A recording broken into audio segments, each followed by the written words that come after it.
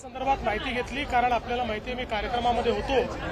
मी माहिती घेतली, त्या ठिकाणी एक बाहेरच्या व्यक्तीने एक चुकीचं स्टेटस ठेवल्यामुळे आणि त्या ठिकाणी कुठल्या तरी पुजाऱ्याने बलात्कार केला वगैरे अशा प्रकारचं काहीतरी स्टेटस ठेवल्यामुळे तणाव निर्माण झाला आणि लोक रस्त्यावर आले। जमावाला पांगवण्याकरता काही प्रमाणात लाठीचार्ज देखील करावा लागला, पण आता परिस्थिती नियंत्रणामध्ये आहे।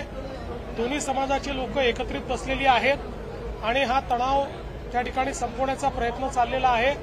मात्र अशा प्रकारे जाणीवपूर्वक काही लोक तणाव निर्माण झाला पाहिजे अशा प्रकारचे स्टेटस ठेवून किंवा तशा प्रकारच्या घटना या घडवताना त्या ठिकाणी पाहायला मिळत आहेत। त्यांच्यावर कठोर कारवाई ही निश्चितपणे केली जाईल।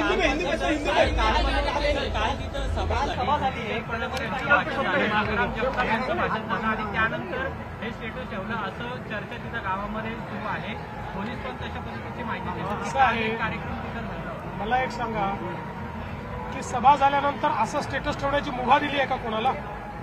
अशा प्रकारे चुकीच्या पद्धतीनं एखाद्या धर्मावर किंवा त्या धर्म अवलंब करणाऱ्यांवर अशी टीका करण्याचे कुणाला या ठिकाणी अधिकार नाही आहेत। त्यामुळे सभेचा आणि याचा संबंध जोडण्याचं काही कारण नाही आहे आणि सभा झाली म्हणून आम्ही असं केलं जर असं कोणी म्हणत असेल तर हे सहन केलं जाणार नाही।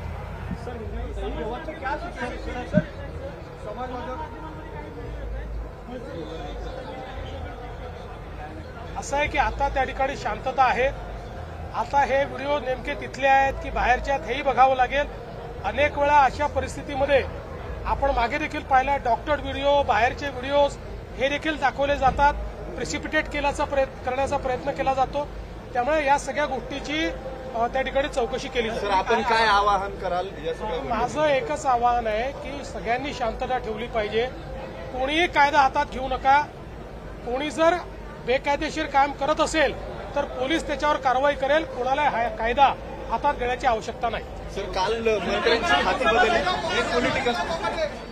तर मुख्यमंत्री फडणवीसांनी यवतमध्ये ज्या पद्धतीनं तोडफोड झाली आहे त्याच्यावर प्रतिक्रिया दिली आहे। बाहेरच्या व्यक्तीनं चुकीचं स्टेटस ठेवल्यानं या ठिकाणी तणाव निर्माण झाल्याचं मुख्यमंत्री फडणवीस यांनी म्हटलेलं आहे। यवतमध्ये सध्या परिस्थिती नियंत्रणात असल्याचंही त्यांनी सांगितलंय। तर गोपीचंद पडळकर यांची सभा झाली होती आणि त्यानंतर एकाने स्टेटस ठेवलं आणि इथं तोडफोड झाल्याचं पाहायला मिळतंय। एखाद्याची सभा झाल्यानंतर मुभा मिळत नाही स्टेटस ठेवण्याची, असंही मुख्यमंत्री फडणवीस म्हणाले।